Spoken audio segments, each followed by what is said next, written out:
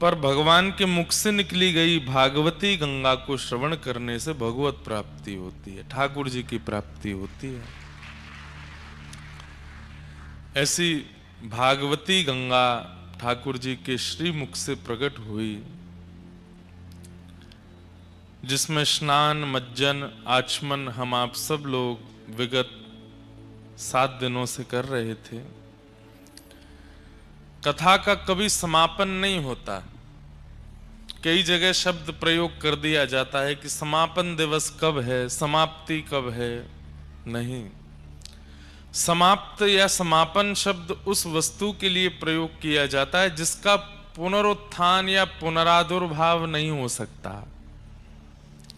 व्यक्ति का समापन होता है, संबंध का समापन होता है, संसार का समापन होता है। भक्ति का समापन नहीं, विश्राम होता है। और विश्राम जिसका होता है उसका पुनर्उदय निश्चित होता है। तो आज कथा का विश्राम है। यहां पंडाल में कथा नहीं होगी आज के बाद, पर आपके चित्त में कथा चलती रहेगी, हृदय में कथा चलती रहेगी, विचारों में कथा चलती रहेगी, स्वभाव में कथा चलती रहेगी। कथा का विश्राम नहीं है। भौतिक दृष्टि से दिखने वाली व्यासपीठ और पंडाल का आज विश्राम होगा, पर मानसिक रूप से तो ये आपके चित्त में सदा रहने वाला है। मानसिक रूप से तो ये जो वार्ताएं यहां हुई हैं वो आपके चित्त का त्याग कभी नहीं कर सकती। इसलिए समापन नहीं, विश्राम। आज कथा का विश्राम दिवस, और जल्दी फिर पुनः आएंगे ऊंझा में बहुत जल्दी कथा श्रवण कराने के लिए। हमारे पास डेट आ तो गई है, पर विश्राम में बताएंगे कि कब आएंगे ऊंझा।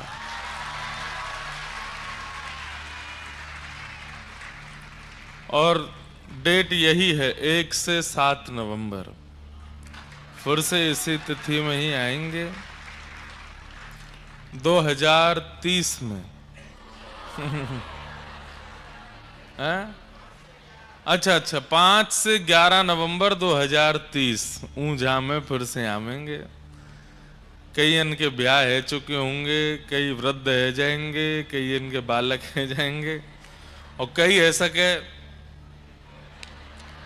संसार का क्या भरोसा भैया। श्वास रुक जाएगी चलते चलते,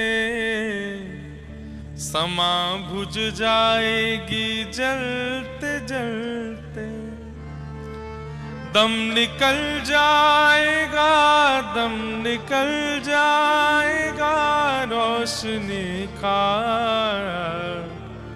क्या भरोसा है इस जिंदगी का, क्या भरोसा है इस जिंदगी का। पर हम रहे ना मोहब्बत रहेगी, हम रहे ना मोहब्बत रहेगी। दास्तां अपनी दुनिया कहेगी, दास्तां अपनी दुनिया कहेगी। हो फर्ज पूरा करो, फर्ज पूरा करो, फर्ज पूरा करो, फर्ज पूरा करो, फर्ज पूरा करो। बंदगी का क्या भरोसा है इस जिंदगी का, क्या भरोसा है इस जिंदगी। कोई जरूरी नहीं है कि आपको ही 2030 में कथा श्रवण को मिले। कुछ भी हो सकता है, दुनिया का कोई भरोसा थोड़ी, अगले क्षण का भी क्या पता, हम ही नहीं रहे, हमारे अंतिम क्षण का भी नहीं पता है। पर ये बात तो निश्चित है भाई, देखो खूब मना करो कि मत बोलो, ऐसे मत बोलो, ये मत बोलो, पर ये तो दुनिया का नियम है। सारी कथाएं आपके लिए थोड़ी हैं, हमारे लिए भी तो हैं। दुनिया का कोई भरोसा तो है नहीं, पर हाँ, जितना जीवन मिला है ऐसा कुछ कर जाइए। हम रहे ना मोहब्बत रहेगी, दास्ता अपनी दुनिया कहेगी। सब कहें कि भाई जो भी था, जितने दिन था, बहुत अच्छा था। वैसे तो ये सभी के लिए कहा जाता है। कितना भी कामी क्रोधी लोभी व्यक्ति मृत्यु को प्राप्त होता, सब उसकी प्रशंसा ही करते हैं, पर 2-4 दिन बाद नहीं। ऐसा मानो आपका जीवन सफल तब हो कि जब आप गए तो सब लोग वर्षों तक याद करते रहे। ये जो भी थे कुछ दे के गए, ये जो भी थे कुछ बदल के गए, जितने दिन थे कुछ प्रदान करके गए, कुछ अनुभव करा करके गए। हमें लगता है जीवन का साफल्य यही है। आप चले जाएं पर आपकी बातें, आपका व्यवहार, आपकी बनाई गई स्थिति, विचार, वो सदा चित्त में रहें लोगों के। नरसिंह मेहता सशरीर धराधाम से कम 500-600 वर्ष पहले चले गए, पर आज तक उनकी गाथा, आज तक उनका भाव, आज तक उनके विचार अनेक वैष्णव, कम से कम भक्तों के चित्त में तो रहते ही हैं। मीराबाई भले ही शरीर से नहीं है, लेकिन पूरे विश्व को बता गए भक्ति का स्वरूप क्या है। जरूरी नहीं है भक्ति मार्ग में ही ऐसा होता है कि आपके जाने के बाद आपका यश रह जाता है। आप जिस क्षेत्र में हैं उस क्षेत्र में ऐसी क्रिया कर जाओ, सब याद रखें आपको।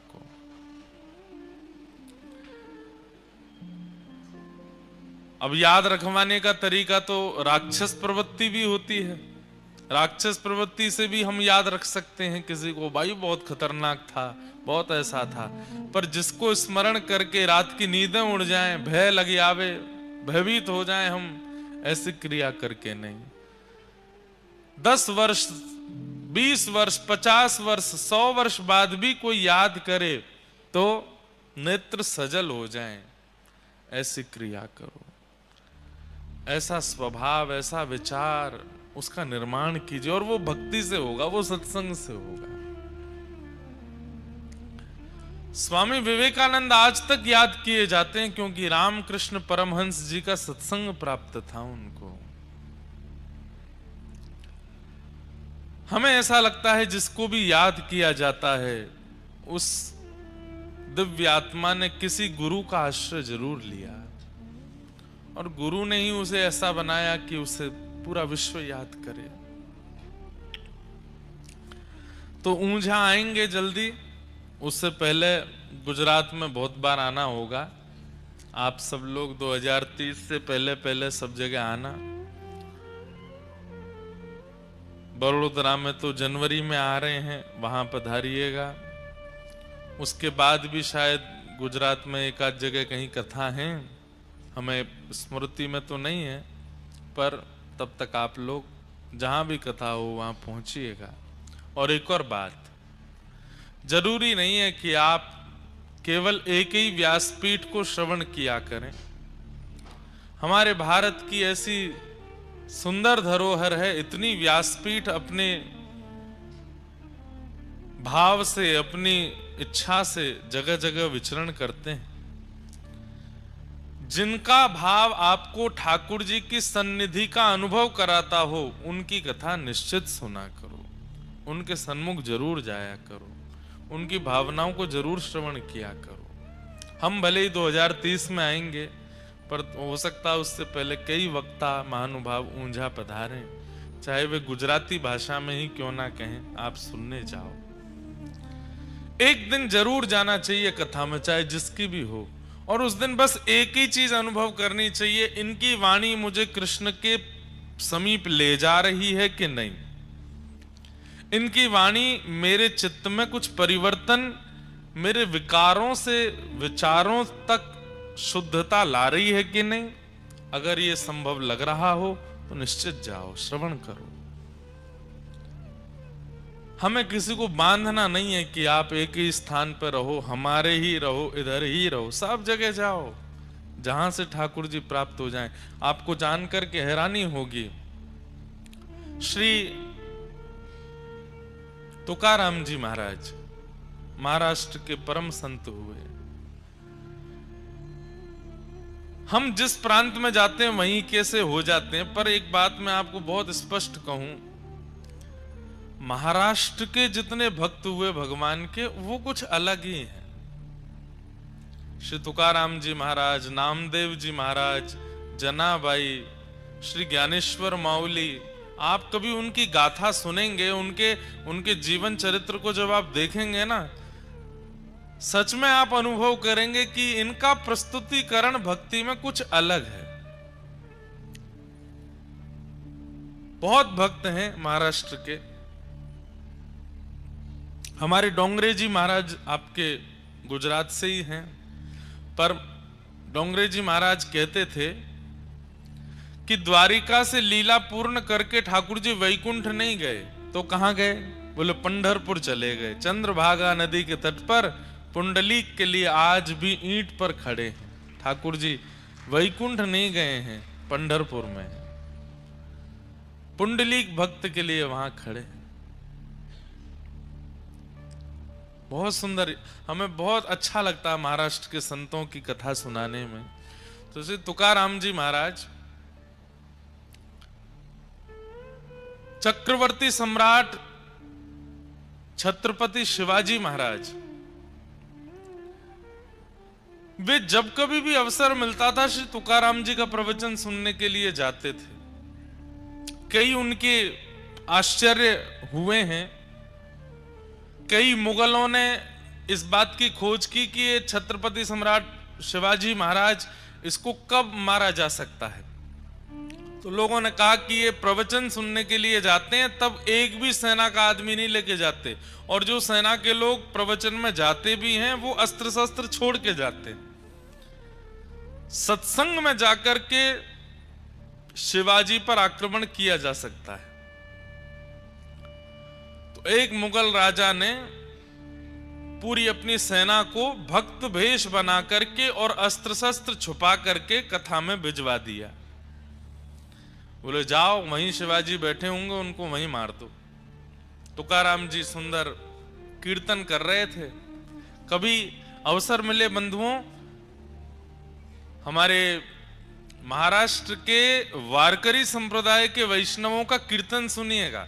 अब वो होता तो वो मराठी भाषा में है, पर हमको सौभाग्य मिला है, एक बार नासिक में कथा थी तो वहां के महाराज जी ने हिंदी में कीर्तन करवाया। कीर्तन वहां कथा को ही कीर्तन कहते हैं। तो वहां का बड़ा सुंदर नियम है, व्यासपीठ नहीं होती, एक आसन लगता है, और जब तक व्यास जी नहीं आते तब तक तो वहां कीर्तन चलता है। बढ़िया मंजीरा बजते हैं, मृदंग बजती है और वीणा बजती है। जैसे ही व्यास जी आते हैं वो एक कीर्तन गाते हैं, उसी कीर्तन पर ही 1.5-2 घंटा प्रवचन करते हैं। बहुत आनंद आता है। तो तुकाराम जी कीर्तन कर रहे थे और श्री शिवाजी महाराज बिल्कुल सामान्य वैष्णव की तरह, छत्रपति शिवाजी महाराज बैठे, अस्त्र शस्त्र छोड़ करके, सब सैनिक जन भी अस्त्र शस्त्र छोड़ करके बैठे हैं। तभी मुगल आक्रांताओं ने उस प्रवचन सभा में प्रवेश किया। छुपा करके लाए थे शस्त्र की, यही मारेंगे। जैसे ही उस सभा में प्रवेश किया, सत्संग की ऐसी कृपा,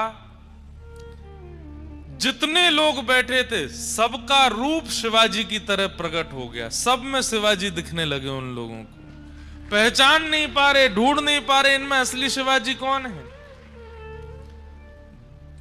डर के मारे दौड़े गए और जाकर के मुगल राजा से कहा, वहां तो 1000 शिवाजी बैठे, किसको मारे हम?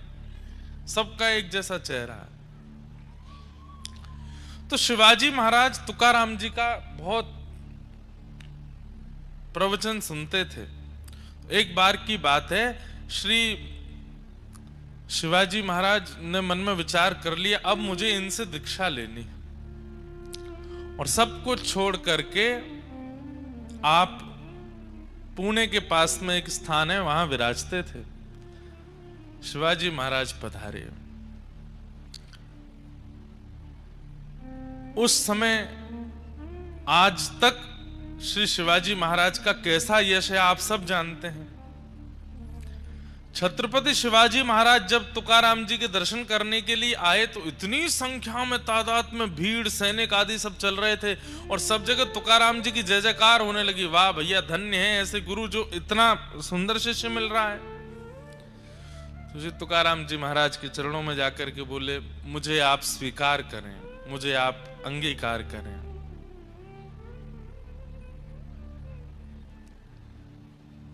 तुकाराम जी महाराज थोड़ी देर प्रवचन करने के बाद बोले, मैं आपका गुरु नहीं बन सकता, आप मुझे शिक्षा गुरु मान लीजिए, आप मुझे अपना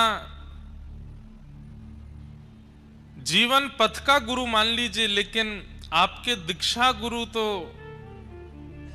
जंगल में विराजमान हैं, समर्थ गुरु रामदास, वो आपके गुरु बनेंगे, वही आपके गुरु, आप उनके पास जाओ। शिवाजी महाराज और आनंदित हो गए, कैसा त्याग है। एक छत्र सम्राट को देख करके कौन नहीं चाहेगा कि ये मेरा शिष्य बन जाए। लेकिन श्री तुकाराम जी महाराज कहते हैं, मैं तुम्हारा गुरु नहीं हूं, तुम्हारे गुरु तो समर्थ गुरु रामदास हैं, वन में विराजमान है, उनके शरणागति में जाओ।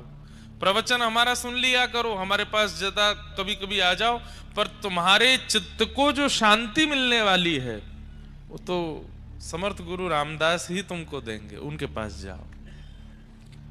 तब शिवाजी महाराज ने समर्थ गुरु जी के शरणागति ग्रहण की। तो हम ये बात कहना चाहते हैं कि उस काल के श्री तुकाराम जी महाराज ने जब किसी को नहीं बांधा, किसी को नहीं रोका, तो आजकल आचार्य जन क्यों रोकते हैं, क्यों मना करते हैं। हम बोल देंगे तो बहुत विवादित हो जाएगी बात, पर कई जगह ऐसा कह दिया जाता है, केवल हमें सुनो, हमारी सुनो, और किसी की मत सुनो। नहीं, अगर ये भावना कबीरदास जी ने अपनाई होती तो कभी कबीर नहीं बन पाते।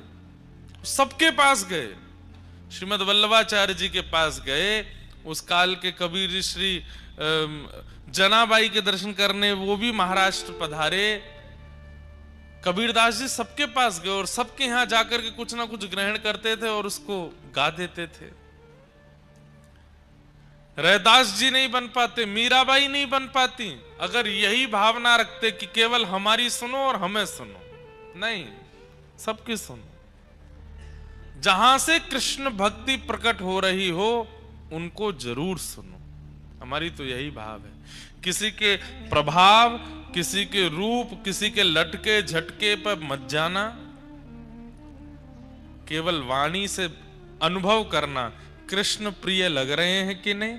अगर कृष्ण की सामीप्यता लगती है तो उनको सुनो।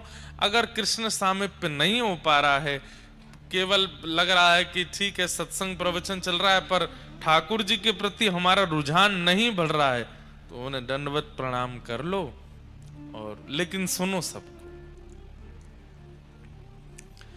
तो भले ही हम 2030 में आएंगे, लेकिन उससे पहले गुजरात में जहां कहीं भी आए जरूर आना। और ऊंझा में खूब सुख मिला, उमिया माता को बस प्रणाम करते हैं, वे कृपा करें जल्दी उनकी शरण में आने का अवसर प्राप्त हो। आप सब लोगों को बहुत बहुत प्रणाम, सबको बहुत बहुत वंदन। हमारे नायक परिवार को बहुत बहुत आशीर्वाद व्यास मंच से। वे ऐसे ही सदा भक्ति भागवत में लगे रहें। जीवन तो देखिए चलता रहेगा, धन कमाना, धन ना कमाना, श्रेष्ठता प्राप्त होना, अश्रेष्ठता हो जाना, सब लगा रहता है जीवन में। पर भक्ति चित्त में बनी रहे, श्याम सुंदर सदा हमको प्यारे रहें, हम उन्हीं के रहें, वो हमारे रहें। ये भाव सदा आपके चित्त में रहना चाहिए। इसी भाव के साथ आइए कथा को अब विश्राम की ओर ले चलते हैं। बचे हुए प्रसंगों को देखो, भागवत सप्ताह 7 दिन में तो बहुत मुश्किल हो जाता है कहना। इतनी विस्तृत भागवत जी की वार्ता है कि उसका विस्तारीकरण, उसका सूक्ष्म में कहना बहुत मुश्किल होता है। पर सप्ताह में जितने भाव प्रकट होते हैं वह भी श्रेष्ठ हैं। अगले वर्ष पुनः मास कथा होने वाली है नासिक में। 1 महीने की कथा का क्रम रखा गया है। कई क्रम आ रहे हैं बीच में कथा के, पर फिर भी वो 1 महीना का क्रम रहेगा। जरूर सुनिएगा, बहुत सुख मिलता है।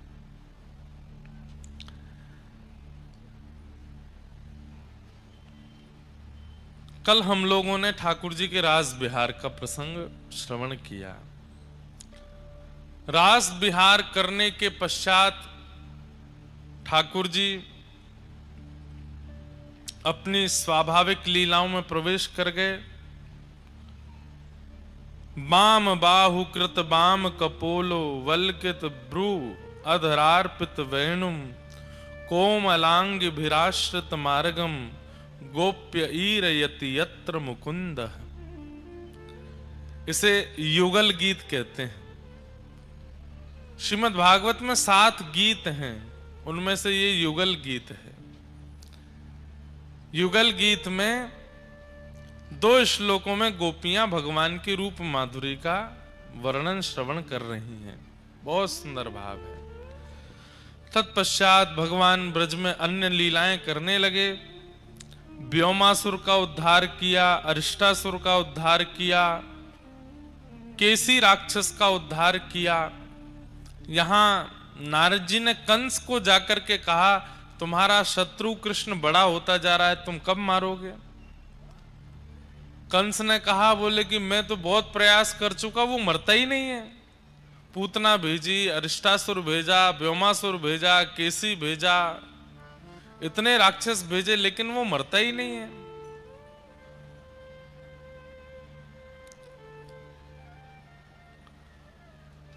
तब नारद जी ने उसको युक्ति बताई। बोले, तुमने अपने राक्षसों को उसके नगर में भेजा,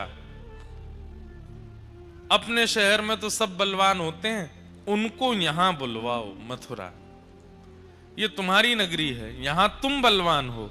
वो यहां आएगा तो तुम उसे मार पाओगे। कंस बोला, वो यहां क्यों आएगा? बोले, उसके लिए योजना बनानी पड़ेगी। भगवान शिव ने तुमको एक धनुष दिया है, इसका यज्ञ करो और उस यज्ञ में सुंदर मेला रखो और उस मेला में पुरस्कार वितरण समारोह करो और ब्रजमंडल के कुछ विशिष्ट लोगों को पुरस्कृत करने की भावना से मथुरा बुलवाओ। उसमें कृष्ण बलराम का भी नाम दे दो। सब लोग पूछेंगे, किस लिए पुरस्कार दे रहे हैं? बोले, हमने सुना था इंद्र ने बहुत जोर से वर्षा करी तो या छोटे से लाला ने गिरिराज जी उठाए। व्रज की रक्षा इन बालकों ने कई बार राक्षसों से की है, इसलिए हम इन बालकों को पुरस्कृत करना चाहते हैं। इससे 2 काम होंगे, कृष्ण मथुरा आ जाएगा और दूसरा, सबके मन में यह भ्रांति है कि ब्रज में जितने भी संकट आए वो तुम्हारी वजह से आए। अब तुम ही संकटों के निवृत्त कर्ता को पुरस्कार दोगे तो सबके मन में आ जाएगा, भाई संकट कंस ने नहीं भेजे। हमने कहा ना, नारद जी बहुत अच्छे डायरेक्टर हैं, स्क्रिप्ट राइटर हैं, ऐसी बढ़िया योजना बनाते हैं। कंस चरणों में गिर गया, जय हो गुरुदेव, आप मेरा कितना हित चाहते हैं। कंस के सिर पर हाथ धर के बोले, मैं बस तेरे हाथों परसों कृष्ण को मरा देखना चाहता हूं, मुझे और कुछ नहीं चाहिए। अपने गुरुजी को दक्षिणा देनी है तो यही दे दो। कंस बोला, जी गुरुदेव, अब देखिए मैं क्या करता हूं। कंस ने पूरी मथुरा नगरी में ढिंडोरा पिटवा दिया कि धनुर्यज्ञ हो रहा है, मेला होगा और उसमें ये अमुक नाम के लोगों को पुरस्कार दिया जाएगा। जैसे ही ठाकुर जी का नाम आया, लोग बाग बोले, शत्रु को ही पुरस्कार दे रहा है। मन में आ गया कि अरे नहीं हो सकता है कि कंस सुधर गया हो और ये कृष्ण को शत्रु ना मानता हो। यहां कंस को पट्टी पढ़ा करके श्री नारद जी महाराज सीधे पहुंचे वृंदावन। ठाकुर जी गैया चरा रहे थे। दूर नारद जी को देख करके ठाकुर जी तुरंत एकांत में गए। कहे, नारद कैसे आए? भगवान 11 वर्ष हो गए, आप तो ब्रजमंडल में ऐसे लीन हो गए हो कि आगे की लीलाएं कैसे करनी है, क्या करना है, सब भूल भाल गए हो। कब मारेंगे कंस को? इस दुष्ट का वध कब करेंगे आप?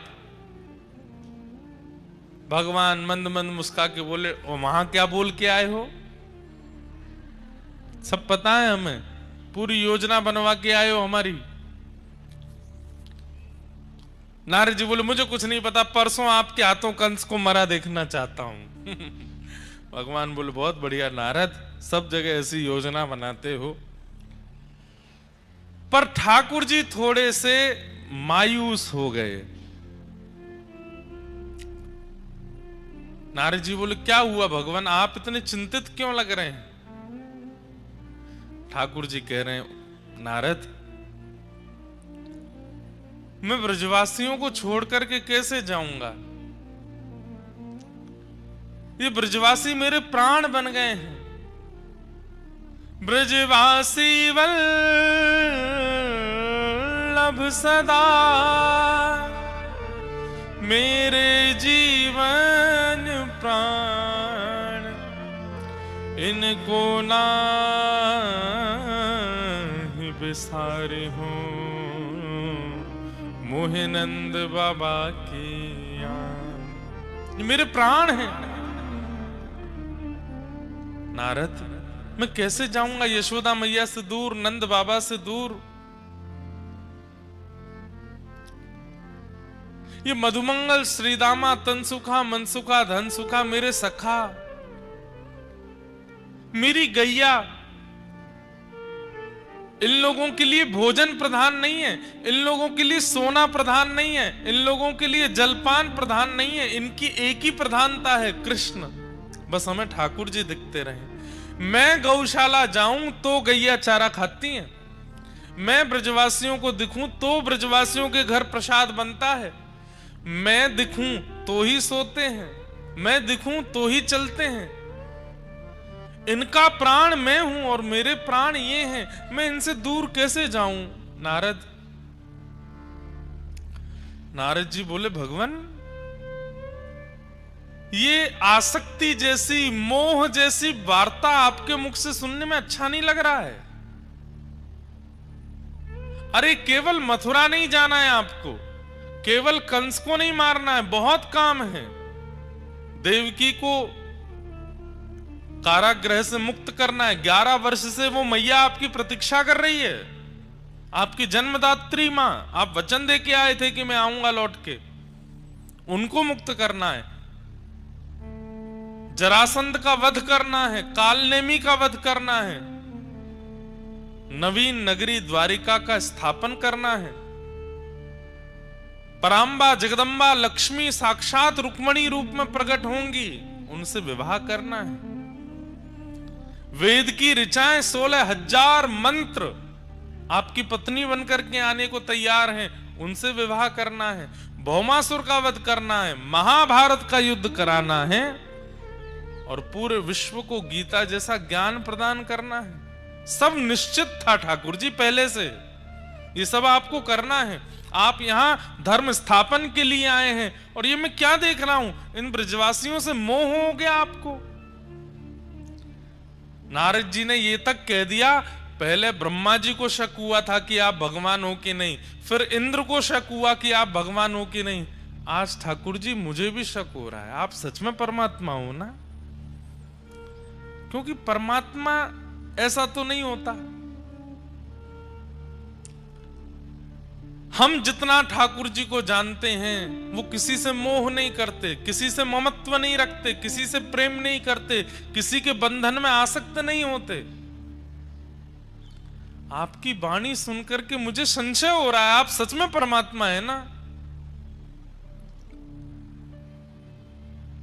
ठाकुर जी बोले, नारद, ये आसक्ति नहीं है, ये मोह नहीं है, ये प्रेम है। और पता नहीं क्यों मैंने अनेक अवतार धारण किए हैं, पर ब्रजवासियों ने जो स्नेह, जो प्रेम मुझे प्रदान किया है, मैं इनके प्रेम पाश में, प्रेम रस्सी से बंध गया हूं। मैं भूल रहा हूं कि मैं परमात्मा। बंधुओं, प्रेम इसी को तो कहते हैं। अगर आपके प्रेम के प्रस्ताव से सामने वाला अपने अस्तित्व को नहीं भूला तो प्रेम कैसा?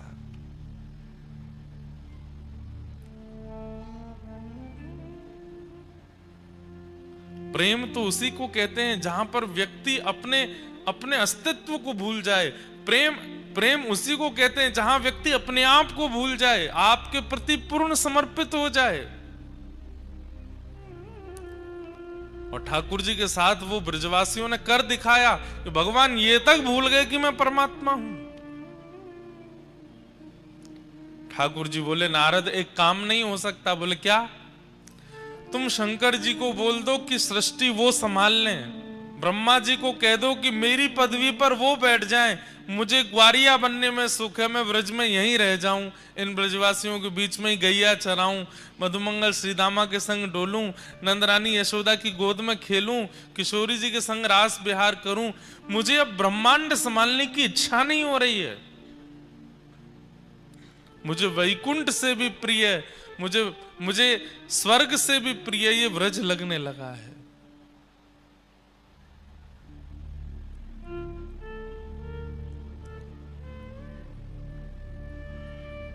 तुम शंकर जी से बात कर लो ना। सतयुग त्रेता द्वापर में मैं परमात्मा था, अब वही परमात्मा बन जाएं। मैं अपना अस्तित्व हटा देता हूं, दो ही देव रहेंगे, ब्रह्म और शिव। मैं कहां हूं? मैं सदा ब्रज में रहूं, इन ग्वारियाओं के बीच में, इन ब्रजवासियों को मुझे बहुत सुख मिलता है यहां पर। नारद जी बोले, ये कैसी बात कर रहे हैं आप?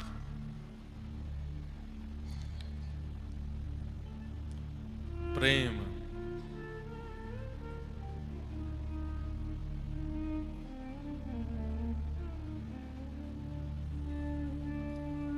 अद्भुत है बंधुओं प्रेम।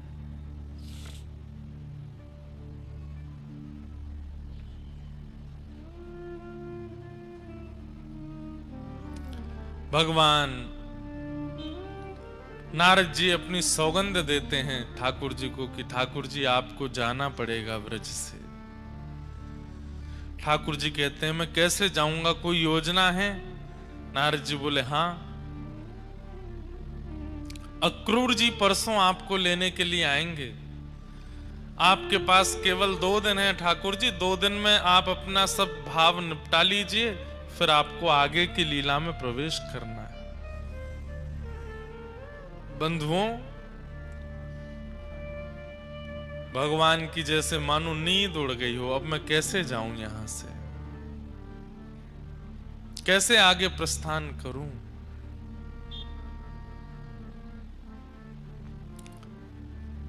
अक्रूर जी को कंस ने भेजा है वृंदावन, जाओ कृष्ण बलराम को निमंत्रण देकर के आओ, धनुर्यज्ञ में पुरस्कार देना है।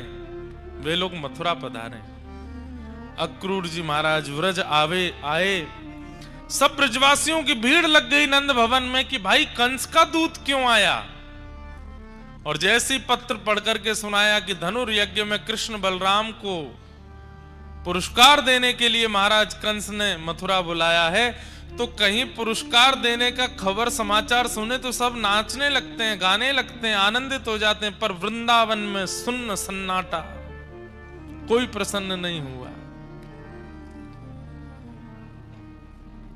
अक्रूर जी महाराज बोले, मैंने समाचार सुनाया कि कृष्ण बलराम को पुरस्कृत करने के लिए मथुरा बुलाया, आप लोग शांत क्यों हैं? ब्रजवासी बोले, कितने दिन के काजे कन्हैया जावेगो मथुरा? बोले, बस आज रात्रि निकलेंगे, आज शाम तक निकलेंगे, कल वहां रुकेंगे, परसों आ जाएंगे। ये सुनकर के ब्रजवासियों में कई तो मूर्छित होकर गिर पड़े कि हम इतनी देर बिना कृष्ण को देखे कैसे रहेंगे। ब्रजवासियों की स्थिति देख करके ठाकुर जी घबरा गए। बोले इन्हें कैसे बताऊं कि मैं तो हमेशा के लिए जाने वाला हूं, ये एक दिन के लिए जा रहा हूं। ये खबर सुन करके मूर्छित हो करके गिर रहे हैं, ये बेहोश हो रहे हैं, व्याकुल हो रहे हैं, रो रहे हैं। इन्हें कहीं से अगर पता चल गया कि मैं आने वाला ही नहीं हूं, क्या होगा? यशोदा मैया बोली हमें ना भेजनो अपनो लाला, कंस से कह दो पुरस्कार यहीं घर भिजवा देगो, हमारो लाला कहीं नहीं जावेगो। और सब ब्रजवासी यशोदा मैया के पक्ष में आ गए। हाँ, हमारो लाला नहीं जावेगो, बिल्कुल नहीं जावेगो। ठाकुर जी ने मन में विचार किया, मुझे ही कुछ करना पड़ेगा, नहीं तो ये ब्रजवासी तो नहीं जाने देंगे। ठाकुर जी ने नाटक किया रोने का और बैठ गए बीच में आकर के और यशोदा मैया से बोले, मैया तू तो चाहवे ही ना है कि मैं बड़ो बनूं। अरे 24 घंटा इन गैयान ने चरातो रहूं, गोबर में लिपो रहूं, धूल में सनो रहूं और इन ब्रजवासीन के यहां बस घूमता रहूं, बस यही में मेरो पूरा जीवन निकल जाएगा। अरे सबके बालक आगे बढ़े, सबके बालक ऊपर जामे, सबके बालकन को श्रेष्ठता प्राप्त होवे, तेरे लाला को पहली बार कोई पुरस्कार देवनो चाहे और तू मना कर रही है। हाँ, मैं तो केवल यही मारे हूं ना, कालिया नाग आ गयो वाकू भगाया, तृणावर्त आ गयो वाकू मार दे, सक्टासुर आ गयो वाको वध कर दे, ब्रजवासीन की रक्षा के लिए गिरिराज जी उठा ले। और आज पहली बार कोई ने पुरस्कार देवे को मन बनाया तो आप सब लोग मना कर रहे हो। ठाकुर जी ये बात मन से नहीं बोल रहे हैं।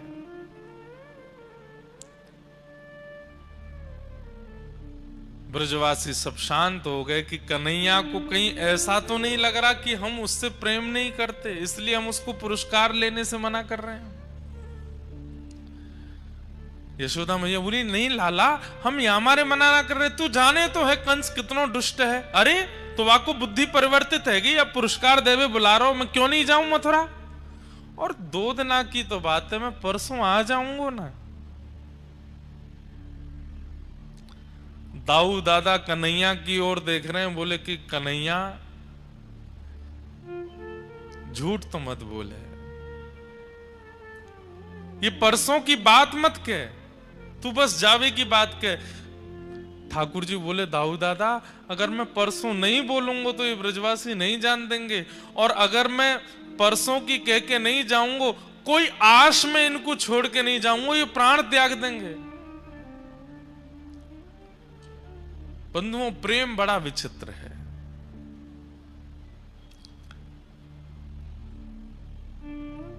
प्रतीक्षा प्रेम का एक स्वरूप है, और ब्रजवासियों जितनी प्रतीक्षा पूरे विश्व में किसी ने नहीं की।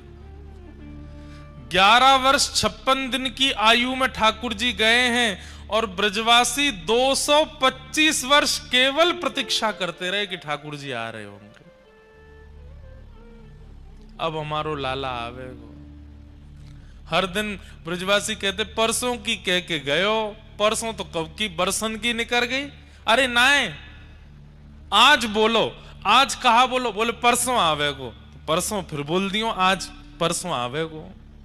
रोज ब्रजवासी परसों परसों कहते के ठाकुर जी, एक दिन तो ब्रजवासी सब हंसने लगे, वाह लाला कल नहीं कह के गए हो, परसों कह के गए हो, और ये परसों बरसन के समान है गई, रोज परसों आ जाए। एक आशा दे करके गए ब्रजवासियों को कि मैं परसों आ जाऊंगा।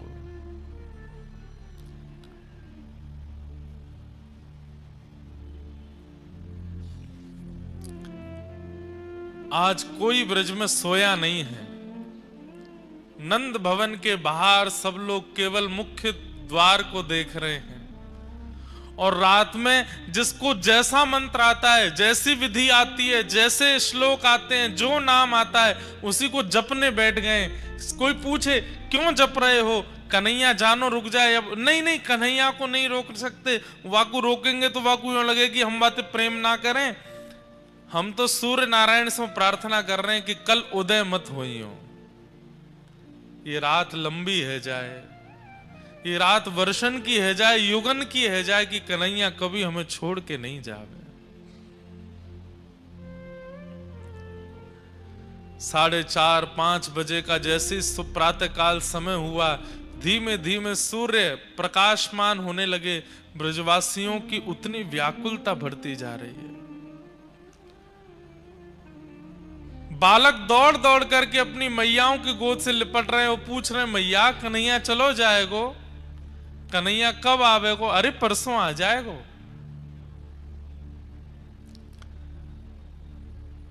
रात में यशोदा मैया के अंक में भर के ठाकुर जी सोते हैं। अंक में भर के मतलब मैया की छाती पे तो मुख रखते हैं, मैया के पेट के ऊपर कटी भाग के रूप में अपना चरण रखते हैं और ठाकुर जी ऐसे लिपट करके मैया से सोते हैं रोज। आज ठाकुर जी सो नहीं रहे रात को और लंबी लंबी श्वास ले रहे हैं। क्यों?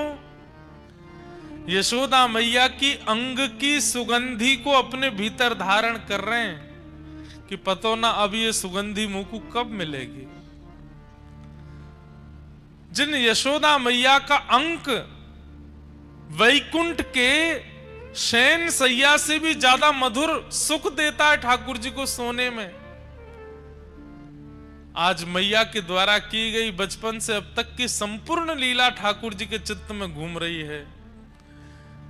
मैया के सामने बहानों कर रहे हैं कि सो गए, लेकिन वास्तव में मैया के अंग अंग को स्पर्श करके ठाकुर जी उसकी स्मृति अपने अंदर ले रहे हैं कि मैया मैं कैसे बताऊं कि कल मैं चलो जाऊंगा।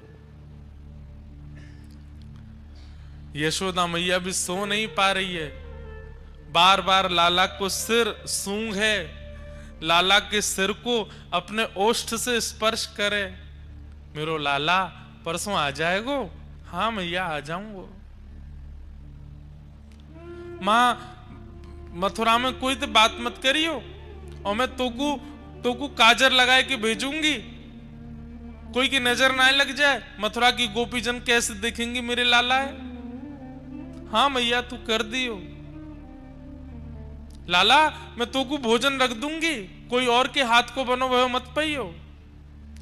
ठाकुर जी मनी मन रो रहे हैं, मैया कितनों भोजन रखेगी, 225 वर्ष कहां पाऊंगा मैं।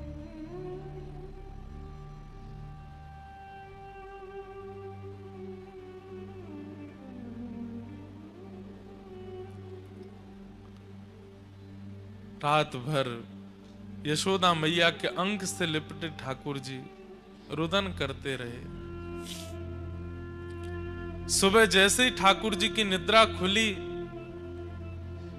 आज तक ठाकुर जी कभी अपने आप नहीं उठे। मैया आती है, लाला को सिर पकड़े, अपने हाथ से दूध पिलावे, सोते भय ठाकुर जी के मुख से दूध स्पर्श कराती है और उसको पीते पीते ठाकुर जी तब आंख खुलते हैं। लेकिन आज मैया जैसे ही दूध को पात्र लेके आई तो कहा, देखी ठाकुर जी बैठे हैं, जग गए हैं। लाला कहा भयो? आज तक कभी ऐसा पहले नहीं भयो कि तू उठ के बैठ गए हो, आज अपने आप बैठ गए हो। मैया के अंक से लिपट गए, बोले मैया मैं परसों तक कैसे रहूंगा तेरे बिना। परसों शब्द है पर मन में बरसों आ रही है ठाकुर जी की। अरे ना लाला, अब तू ही तो कल कह रो सबके बालक ऊपर बढ़े तो वो बढ़नो, अब तो को लगे कि तू पुरस्कार लेके आगे बढ़ेगो तो तू जा। और मैं कहीं जा थोड़ी नहीं हूं लाला, तू आ जाएगो वापस। फिरते वही ब्रजमंडल में लीला होंगी, फिरते रोज गैया चरावे जाइयो, फिरते रोज माखन मिश्री लाला को पवाए करूंगी, बस 2 दिना की तो बात है। ठाकुर जी बहुत भावुक हो रहे हैं।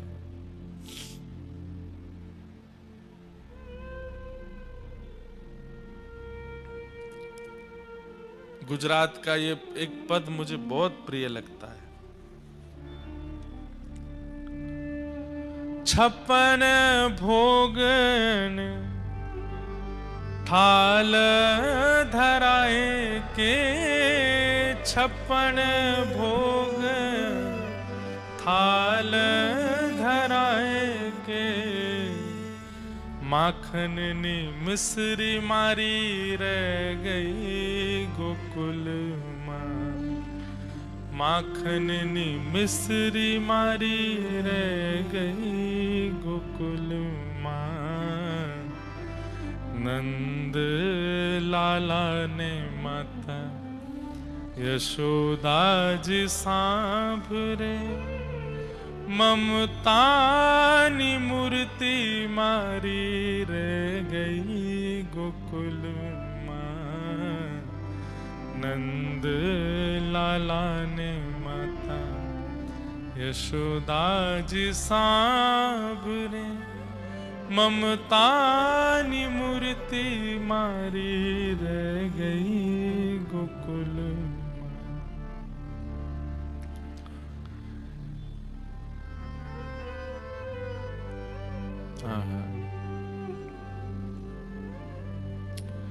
सोना रूपाना अहि वसन मजाना, सोना रूपाना अहि वसन मजाना। कासानी थाली मारी रह गई गोकुल माँ।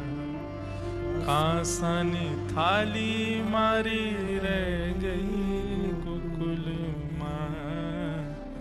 नंद लाला ने माता यशोदा जी सांभरे, ममता नी मूर्ति मारी रह गई गोकुल माँ। नंद लाला ने माता यशोदा जी सांभरे, ममता नी मूर्ति मारी रह गई गोकुल। आपके गुजरात में द्वारिका में बंधुओं विरही श्री कृष्ण हैं, बहुत विरह में है। अरे सामने देवकी मैया को बैठा रखा है अपने कि मेरी मां दिखती रहे, और देवकी में ही श्री यशोदा जी का भाव करते हैं ठाकुर जी। आज भी द्वारिकाधीश अपनी श्रृंगार आरती में, संध्या आरती में वेणु धारण करते हैं, ब्रज को याद करते हैं, ब्रज की स्मृति करते हैं।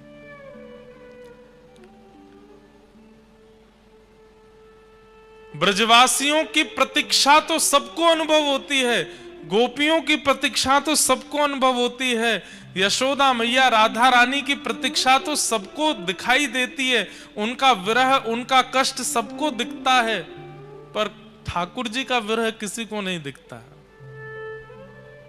ठाकुर जी कितने विरह में हैं बंधुओं। विरह में रो ले व्यक्ति, विरह में व्याकुल हो ले व्यक्ति, इसका मतलब विरह की दवाई ले रहा है वो। किसी को व्याकुलता हो रही है और वो रो रहा है तो इसका मतलब है कि वो विरह की औषधि ले रहा है। किसी को विरह हो रहा है और वो एकांत में बैठकर के परेशान हो रहा है तो इसका मतलब वो विरह की औषधि ले रहा है। कहीं ना कहीं से विरह निकल तो रहा है, लेकिन किसी को विरह हो रहा है और फिर भी वो मुस्कुरा रहा है, किसी को विरह हो रहा है और वो आंसू निकलने नहीं दे रहा है, इसका मतलब असली विरह वही सह रहा है। ब्रजवासी रो रहे हैं, विलख रहे हैं, व्याकुल हो रहे हैं, परेशान हो रहे हैं, इसका मतलब वो विरह की औषधि ले रहे हैं। रो करके थोड़ा विरह शांत तो होता होगा, पर ठाकुर जी तो रो भी नहीं पाते हैं। जितने दिन ठाकुर जी द्वारिका में रहे, आज भी द्वारिकाधीश समुद्र की तरफ मुख करके बैठे हैं। क्यों? क्योंकि पीछे अगर मैं देखूंगा तो व्रज की याद आएगी। व्रज की ओर मुख करके ठाकुर जी चलते भी नहीं है।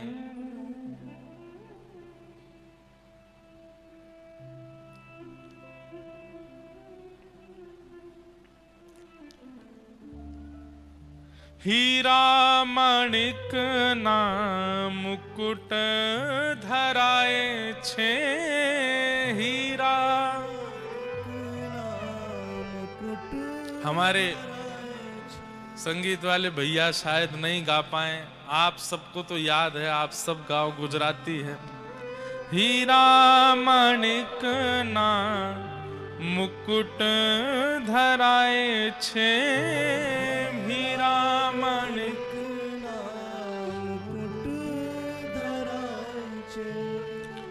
मोर पीछ पाग मारी रह गई गोकुल माँ मोर पीछ पाग रह गई गोकुल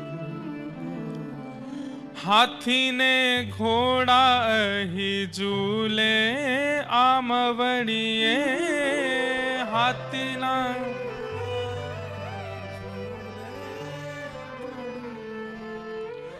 गोरी गोरी गावड़ी मारी रह गई गोकुल माँ गोरी गोरी मारी रह गई गोकुल नंद लाला ने माता यशोदा जी साबरे ममतानी मूर्ति मारी रह गई गोकुल माँ नंद लाला ने माता यशोदा जी साबरे ममता मूर्ति मारे रह गई गोकुल राधा जी ने एटल कह जो धव जी राधा जी ने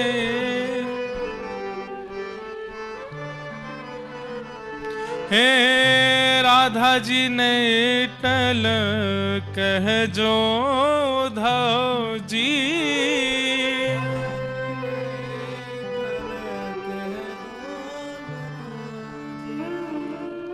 अमी भरी आंख मारी रह गई गोकुल भरी आँख मारी रह गई गोकुल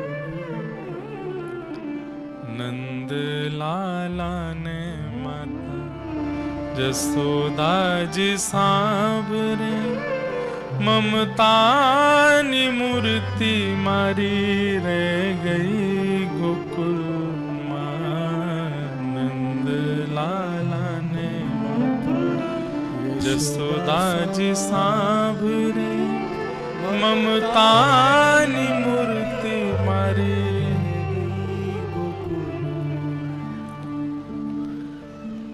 मेरे मन में भाव आता है कि जब द्वारिका आप लोग जाते हैं ब्रज का कोई भाव सुना के आया कीजिए ठाकुर जी को वहां राजा धीराज महाराज बनकर के बैठे हैं सुंदर नगाड़े बजते हैं एक से एक 56 भोग व्यंजन ठाकुर जी को चढ़ाए जाते हैं ध्वजा जी चढ़ाई जाती हैं सोने चांदी के खूब सुंदर पर इनमें ठाकुर जी को सुख मिलता नहीं होगा वो हमें दिखाने के लिए प्रसन्न होकर के कहते होंगे हम बड़े प्रसन्न हैं पर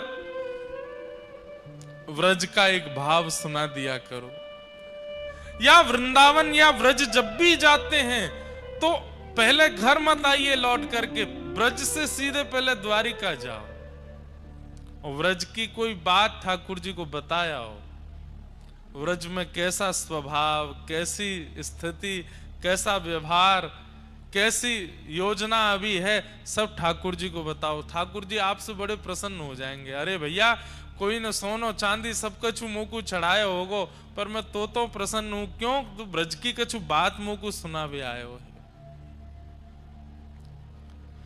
श्री उद्धव जी महाराज को ठाकुर जी ने व्रज भेजा ही इसीलिए है कि ये व्रज को अपने अंदर समाहित करके लाए ताकि मैं जितने दिन द्वारिका में रहूं मुझे व्रज की जब जब याद आवे मैं उद्धव को अपने पास बुला लूं और ये व्रज की कोई बात मुझे सुना दिया करे ब्रजवासियों को समझाने के लिए उद्धव जी नहीं गए ब्रजवासियों से वार्ता करने के लिए उद्धव जी को नहीं भेजा ठाकुर जी ने इसलिए उद्धव जी को भेजा कि 6 महीना में इतनी व्रज की स्मृति अपने अंदर लेकर के आ जाए कि जब हम द्वारिका की यात्रा पर रहें और द्वारिका में 125 वर्ष रहना पड़े उस समय व्रज की याद आवे और जब जब उद्धव मेरे पास आवे व्रज की कोई बात जब मैं ठाकुर जी जब मैं व्रज गया था ना तो वहां पे एक गोपी ऐसे बोल रही थी, ठाकुर जी उसी बात से प्रसन्न हो जाते हैं। बस अब इससे आगे मत सुनिए उद्धव, 2-4 दिन इसी भाव में रहने दे, 2-4 दिन बाद फिर किसी गोपी अन्य गोपी की बात बताइयो। 4-5 दिन ठाकुर जी उसी स्मृति में निकाल देते हैं, फिर जब उसकी स्मृति से आनंदित हो जाते हैं तब उद्धव को फिर बुलाते हैं, उद्धव अब कोई और बात बता। वो 6 महीने की उद्धव की वार्ताओं को ठाकुर जी वर्षों 100 वर्ष से अधिक तक सुनते रहे। व्रजवासियों का प्रेम ऊंचा है, यशोदा जी का प्रेम ऊंचा है, राधा रानी का प्रेम ऊंचा, ठाकुर जी का प्रेम कोई देखे तो सही कैसा प्रेम है। असली विरह की वेदना तो ठाकुर जी को है।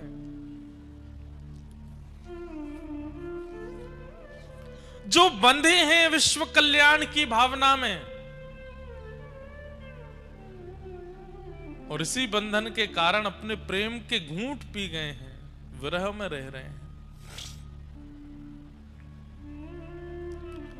समय हुआ, ठाकुर जी बाहर निकले, जैसे ही नंद भवन से बाहर आए ब्रजवासी सब रोने लगे, लाला हम तेरे बगैर कैसे रहेंगे।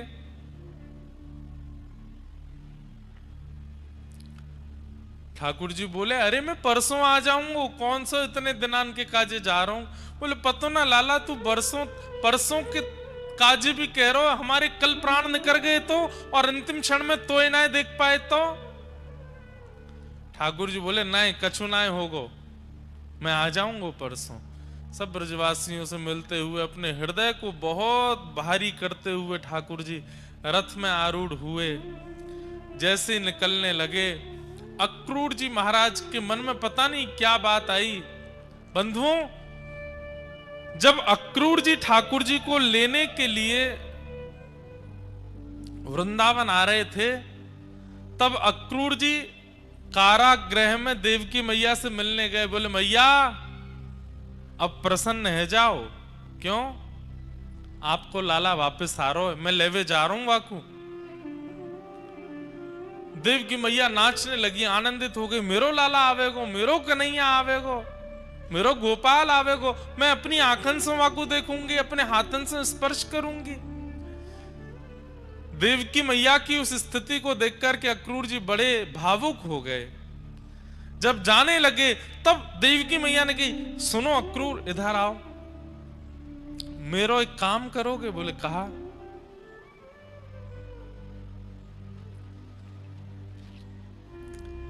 यशोदा जी को सत्य बता देना कृष्ण किसके पुत्र हैं। अक्रूर जी बोले मैया ये काम कैसे कर सकता हूं मैं, और ये कार्य किसी के वध करने के समान है, ये मुझे मत कहिए कहने को। उद्धव अगर ऐसा नहीं किया तो जीवन भर यशोदा इतनी व्याकुल, इतने विरह और इतनी वेदना में रहेगी, और वह वेदना वह विरह मैं भी यहां सहन नहीं कर पाऊंगी। अगर मुझे यशोदा की स्थिति किसी ने आके बताई तो मैं ही बावली हो जाऊंगी। 11 वर्ष 56 दिन में जब मुझे आकर के कोई यशोदा नंदन कृष्ण कहता है तो मैं अपनी वेदना समझती हूं। इसलिए यशोदा को सत्य बता देना। यहां देवकी मैया ने कुछ गलत नहीं किया बंधु। यशोदा मैया जीवन भर आश में रहती कि लाला मेरो है, आयो नहीं, अपनी मैया के पास आयो नहीं। अपने प्रश्न पर, अपने प्रेम पर प्रश्न चिन्ह उठ जाता, अपनी ममता पर प्रश्न चिन्ह उठ जाता। मैंने इतना प्रेम ना कियो कि लाला लौट के नहीं आयो मेरे पास। कृष्ण वापस नहीं आए, इसका एक भाव तो पता होगा यशोदा को कि वो मेरो लाला ना है, वो देवकी को लाला है, इसलिए बता के आना। उद्धव जी महाराज चलते रथ से 1 मिनट के लिए उतर गए। ठाकुर जी ब्रजवासियों से मिल रहे थे और दौड़ करके गए। ठाकुर जी बोले कहां जा रहे हो। अक्रूर जी महाराज बोले एक काम है ठाकुर जी, आप मिलो सबसे, मैं आऊं। और यशोदा मैया को भीतर नंद भवन में लेके गए और बैठा करके मैया से बोले मैया एक बहुत जरूरी बात करनी है, इसके बाद हो सकता है आपकी स्थिति दयनीय हो जाए, पर मुझे बताना पड़ेगा, कृष्ण आपके पुत्र नहीं है, कृष्ण देवकी के लाला है। कंस से रक्षा करने के लिए 11 वर्ष 56 दिन पूर्व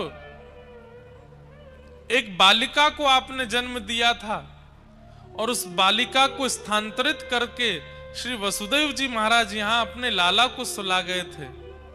वास्तव में कृष्ण देवकी के लाला है।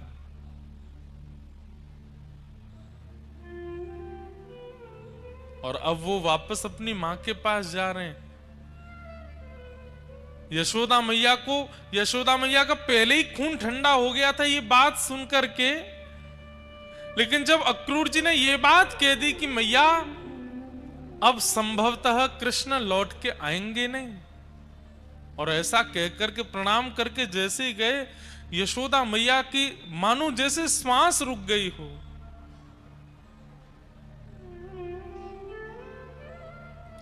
किसी को एक साथ 1000 बिच्छू डस दें, उसकी जो पीड़ा होती है वो यशोदा मैया को होने लगी।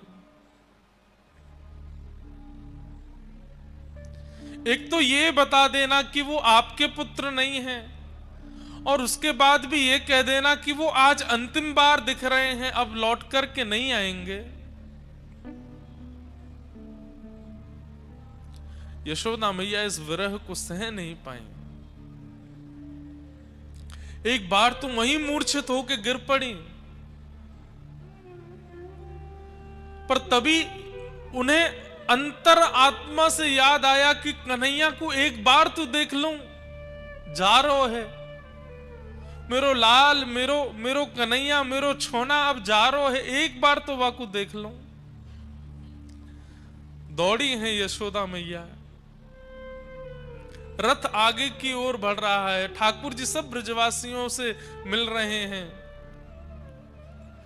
ब्रजवासियों की भीड़ में यशोदा मैया चिल्ला रही है, कन्हैया लाला नेक रुक जा कन्हैया। इतने हल्ला, इतने शोर के बीच में यशोदा जी का स्वर ठाकुर जी को सुनाई दे गया। भीड़ में मैया को पुकारते देख ठाकुर जी कूद पड़े रथ से। मैया तू कहां गए हो, तू ऐसे काहे क्यों हो रही है, और इतनी व्याकुल क्यों हो रही है, इतनी विरही क्यों हो रही है, और ये देख सबरी भीड़ आ रही है, मैया तू किनारे आ जा। बार बार अपने अंग से लगाते हैं ठाकुर जी, मैया तू काहे क्यों ऐसी हो रही, अरे मैं आ जाऊंगा, तू कह दे, तू अगर कह देगी कि मैं नहीं जाऊंगा, परसों तक के लिया इतनो विरह है रोए, मैं नहीं जाऊंगा मैया, मैं कह दूंगा अक्रूर जी चले जाएंगे और दाऊ दादा जाके पुरस्कार ले आएंगे, मैं नहीं जा रहा हूं मैया, मैं तेरे पास रुक जाऊंगा। यशोदा मैया कह रही है, लाला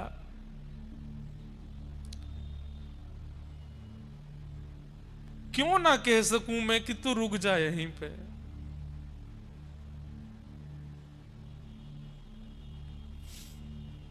मुकु आज सत्य पतो चल गयो कन्हैया, तू मेरो पुत्र नहीं है, तू तो देवकी को लाला है। ये कहने में भी मेरे प्राण क्यों नहीं निकल रहे हैं कि तू मेरो पुत्र नहीं है।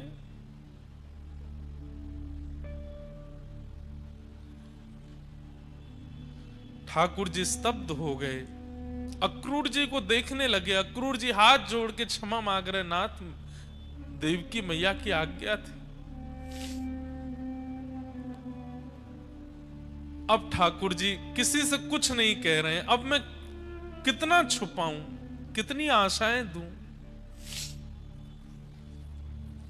यशोदा मैया लाल जी के एक एक अंग का स्पर्श कर रही हैं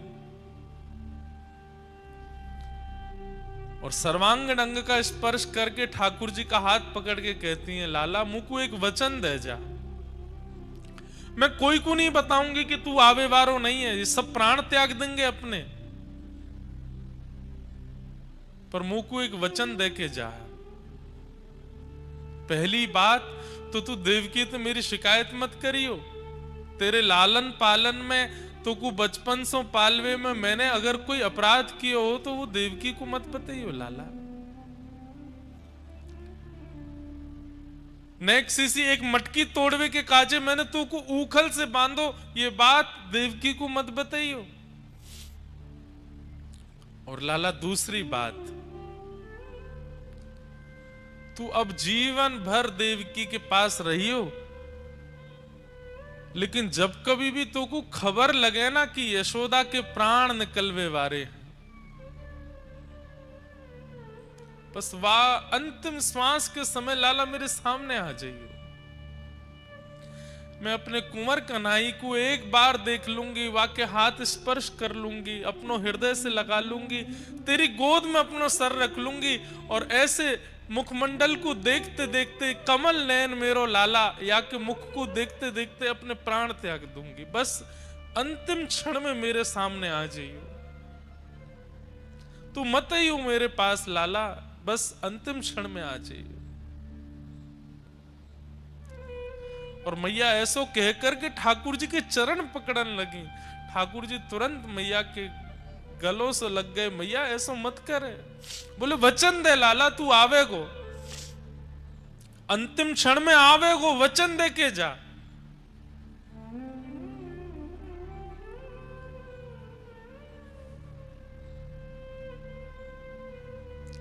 ठाकुर जी यशोदा मैया को वचन दे रहे हैं, मैया तो अंतिम क्षण नहीं, तू जब जब नेत्र बंद करेगी मैं तेरे सामने ही रहूंगा मैया, मैं कहीं नहीं जाऊंगा। नहीं तू अब बीच में नहीं आवेगो, तू को मेरी सौगंध है, अब तू मत ही लौट के देवकी के पास जा, बस अंतिम क्षण में आ जाइए।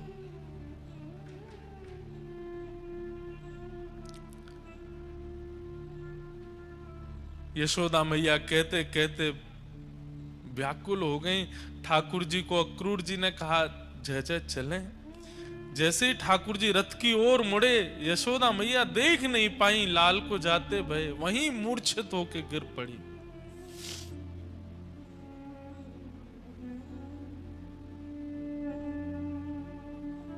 ब्रजवासियों को ये सब सत्य नहीं पता है यशोदा मैया का।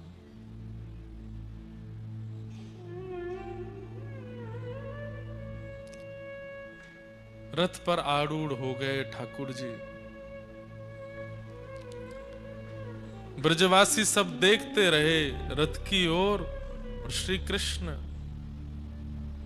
मथुरा को प्रस्थान कर गए। मथुरा जाकर के ठाकुर जी ने अनेक उद्धार किए, कंस का वध किया, देवकी मैया को मुक्त किया, और तुरंत ठाकुर जी ने आज्ञा मांगी कि अब मैं विद्यालय अध्ययन करवे के काजे जानो चाहूं। और बस उग्रसेन नाना को राज्य गद्दी पर बैठा के ठाकुर जी एक रात्रि से ज्यादा मथुरा रुके नहीं, तुरंत अवंतिका उज्जैन चले गए पढ़ने के लिए। सांदीपनि उपाध्याय जी के यहां जाकर के ठाकुर जी ने अपना स्वाध्याय किया। वर्षों तक सांदीपनि उपाध्याय जी के यहां अध्ययन करने के बाद फिर ठाकुर जी लौट करके मथुरा पधारे। ब्रज की बहुत याद आती है। उद्धव जी महाराज को ठाकुर जी ने व्रज वृंदावन भेजा।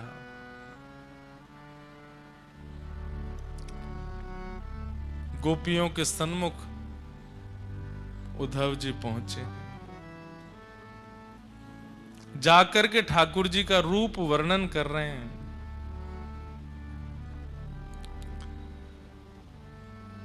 छह महीने बाद जब उद्धव जी लौटने लगे तो गोपियां उद्धव जी से कहती हैं, उद्धव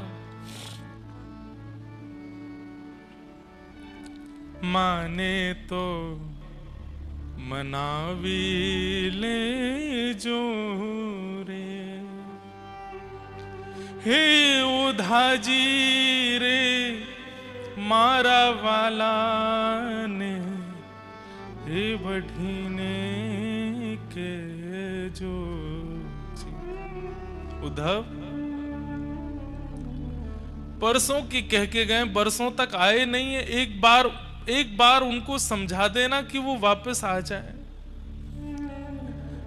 और अगर वो एक बार की बात में ना माने तो डांट के कहना वो एक बार तो आ जाए यहां पर। મથુરાના રાજા થયા છો, ગોવાળોને ભૂલી ગયા છો. મથુરાના રાજા થયા છો, ગોવાળોને ભૂલી ગયા છો. માનીતીને ભૂલી ગયા છો રે. હે ઓધાજી રે મારા વાલાને, હે બઢીને કહેજો. એક બાર ગોકુલે આવો, માતાજીને મોઢે થાવે. એક બાર ગોકુલે આવો, માતાજીને મોઢે થાવો. ગાયોને સંભારી જાયો રે. હે ઓધાજી ને મારા વાલાને, હે બઢીને કહેજો. માને તો મનાવી લેજો રે. હે ઓધાજી રે મારા વાલાને. एक बार आ जाए गोकुल, केवल मैया का मुख देख जाए, अपना मुख दिखा जाए. अपनी गैया जो पूरे दिन मथुरा की ओर देखती रहती हैं, एक बार इनको चरा जाए, फिर चले जाए. एक बार आके चले जाए, एक बार कह दो ना उनसे.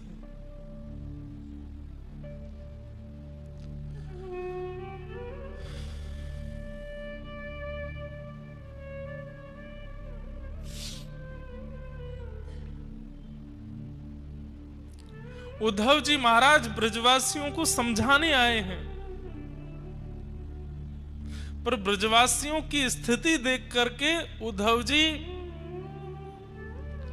6 महीना निकल गए. 6 महीना बाद लौट करके गए, ठाकुर जी के चरणों में प्रणाम करके कहते हैं, छोड़ दीजिए ब्रह्मांड को, छोड़ दीजिए सृष्टि की रचना को, छोड़ दीजिए लोक कल्याण को, आप वृंदावन चलिए. आपके लायक ब्रज से प्रिय और कोई स्थान नहीं हो सकता नाथ, आप ब्रज चलिए. उन ब्रजवासियों ने, राधा रानियों ने, गोपियों ने, यशोदा मैया, इनसे ज्यादा प्रेम आपको वैकुंठ में कोई नहीं कर सकता नाथ, आप वृंदावन चलो.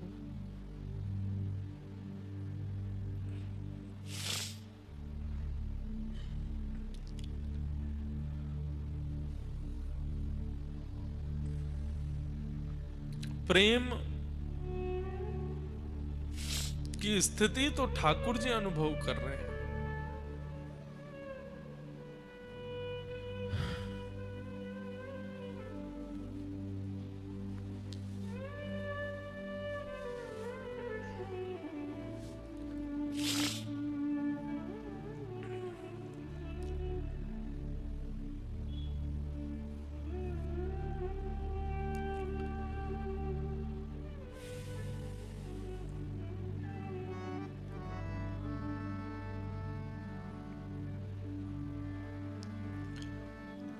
मथुरा पर जरासंध ने चढ़ाई की, भगवान ने उसके साथ युद्ध करके 17 बार हरा दिया. 18वीं बार जब ब्राह्मणों की सेना लेकर के आया, या कुछ लोग कहते हैं ब्राह्मणों की सेना लाया, कुछ लोग कहते हैं ब्राह्मणों को अनुष्ठान पर बैठा के आया कि मैं जीत जाऊं, कृष्ण हार जाएं. ब्राह्मणों की रक्षार्थ भगवान ने विश्वकर्मा को आज्ञा की. गोकुल छूटा, नंदगांव छूटा, वृंदावन छूटा, अब ब्रजमंडल छोड़ने की बारी है. जितना दूर रहेंगे उतना ब्रज से और प्रेम हो जाएगा. हे विश्वकर्मा जी, दूर समुद्र, नमकीन खारे समुद्र के बीच में एक नई नगरी का निर्माण करो।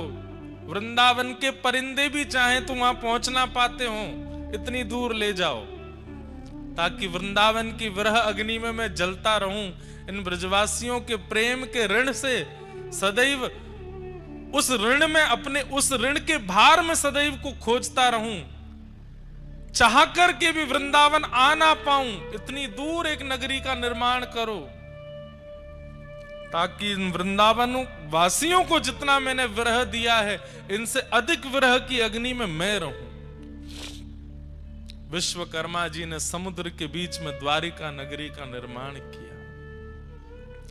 कोसों दूर पक्षी भी अगर चाहें तो 10 दिन लगेंगे उड़ करके वृंदावन से द्वारिका आने में। इतनी दूर मथुरा से, व्रज से ठाकुर जी ने नगरी बनाई। रणभूमि में पहुंचे, दाऊ दादा का हाथ पकड़ा, बोले दाऊ दादा प्रणाम कर लें आप ब्रजभूमि को, अब चलना है यहां से। और प्रणाम करके व्रज भूमि को, व्रज की रज को अपने गोजा में रख के ठाकुर जी अपनी पीतांबरी में बांध करके संपूर्ण व्रज को वंदन करके और रणभूमि में युद्ध करते करते करते हाथ पकड़ के दाऊ दादा का रण छोड़ दिया, दौड़ करके गए हैं। देख रहे हैं सब कि कहां जा रहे हैं, कहां जा रहे हैं, कहां जा रहे हैं, ये गए और वो गए। ठाकुर जी रण छोड़ करके द्वारिका प्रस्थान कर गए। बोलो रण छोड़ राय भगवान की जय। रण छोड़ करके ठाकुर जी द्वारिका आ गए। सोते हुए समस्त मथुरा वासियों को विश्वकर्मा ने रात रात में द्वारिका पहुंचा दिया। उठे सुबह तो सब ढूंढने लगे, हमारे द्वार कहां हैं, द्वार कहां हैं। सबके घर बदल गए, सबके आंगन बदल गए। सब ने जैसे ही अपने द्वार का द्वार खोला, हर द्वार के बाहर कृष्ण बलराम खड़े हैं। तो द्वारी द्वारी कम ब्रह्म, जहां हर द्वार पर ब्रह्म खड़े हैं उसी को द्वारिका कहते हैं। बोलो द्वारिकाधीश की जय। ब्रजवासियों, मथुरा वासियों को लेकर के ठाकुर जी द्वारिका यदुवंशियों के साथ आ गए और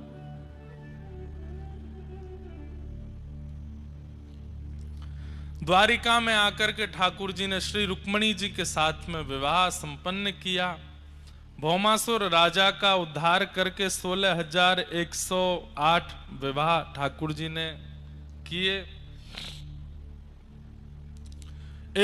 16,108 ठाकुर जी के विवाह संपन्न हुए। तत्पश्चात भगवान के अनेक लीलाएं भागवत में बताई गई। ठाकुर जी की दिनचर्या, ग्रहचर्या आदि का सबका वर्णन किया गया। बहुत कथाएं हैं द्वारिका में भी, सबको ठाकुर जी संपादित किए। भगवान के परम सखा श्री सुदामा जी का ठाकुर जी के समीप आना हुआ। सुदामा जी की एक बड़ी नवीन बात सुनने में आई कि ठाकुर जी को सुदामा इतने प्रिय क्यों लगते हैं। तो कहते हैं जब भगवान सांदीपनी गुरुकुल आ गए तो एक तो व्रज छोड़ के आए, एक रात मथुरा में रुके हैं, उसके तुरंत अगले दिन सांदीपनी गुरुकुल पढ़ने चले गए। वहां ठाकुर जी इतना रोते हैं व्रज की याद करके, व्रजवासियों की याद करके। सबको तो लगता था कि कृष्ण अपने घर को याद करते हैं, पर सुदामा जी एकमात्र ऐसे थे, ठाकुर जी के पास बैठते, ठाकुर जी का सर अपनी गोद में रख के पूछते, लाला तू काई को रोवे, कौन की याद आवे। तो ठाकुर जी कहते, मुकु यशोदा मैया की याद आवे, मुकु श्री दामा तनसुखा मनसुखा की याद आवे, मुकु गैयान की याद आवे, मुकु नंद बाबा की याद आवे।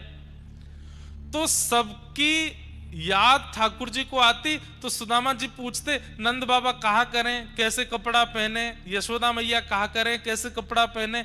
सबकी दिनचर्या और सबके व्यवहार स्वभाव को सुदामा जी ठाकुर जी से पूछ लेते हैं। और फिर किसी दिन यशोदा मैया की तरह साड़ी पहन करके श्री सुदामा जी आ जाते हैं, और जैसे यशोदा मैया ठाकुर जी को बुलाती हैं लाला, वैसे ही स्वर में ठाकुर जी को कहती हैं लाला।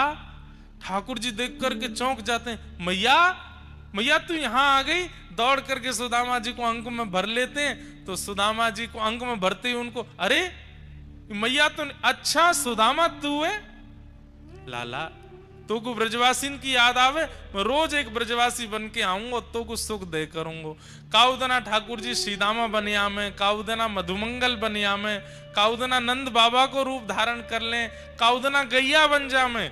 और वहां सांदीपनी गुरुकुल में ठाकुर जी प्रत्येक दिन एक ब्रजवासी का अनुभव सुदामा जी से कर लेते हैं, और ठाकुर जी का मन लग जाता है। सुदामा जी कहते हैं, मुझको सुदामा बोले, आज मोकू तू मधुमंगल ही बोले गो। तो ठाकुर जी मधुमंगल के साथ जैसा व्यवहार ब्रज में करते हैं, वैसा ही सुदामा जी के साथ करते हैं। आज मोकू तू मैया ही बोले गो, तो जैसा मैया के साथ ठाकुर जी रहते हैं ना, जिद्दी, हठी, परेशान करवे वाले, वैसे ही यशोदा की तरह सुदामा जी के साथ लीला करते हैं ठाकुर जी। इसलिए सुदामा जी ठाकुर जी को प्राणों से भी प्रिय हैं, क्योंकि जितने वर्ष सांदीपनी उपाध्याय के यहाँ ठाकुर जी रहे, ठाकुर जी का मन सुदामा जी ने लगाया ब्रजवासी बन बन करके।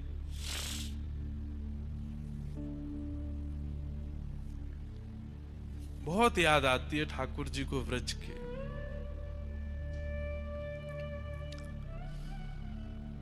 इसलिए सुदामा जी आज पधारे।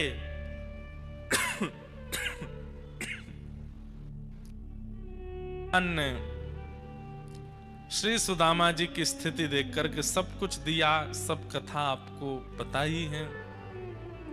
सुदामा जी पर अनुग्रह करने के पश्चात भगवान ने अपने सब यदुवंशियों को समझाया कि मैं भगवान होकर के भी तुम्हारी रक्षा नहीं कर पाऊंगा अगर तुम संतों का अपमान करोगे तो। लेकिन यदुवंशी इस बात को ध्यानपूर्वक समझते नहीं थे। ठाकुर जी आज्ञा करते थे, सत्संग किया करो, कथा सुना करो, मंदिर जाया करो। अरे भगवान के रिश्तेदार हो तो इसका मतलब कथा सुनना बंद कर दोगे?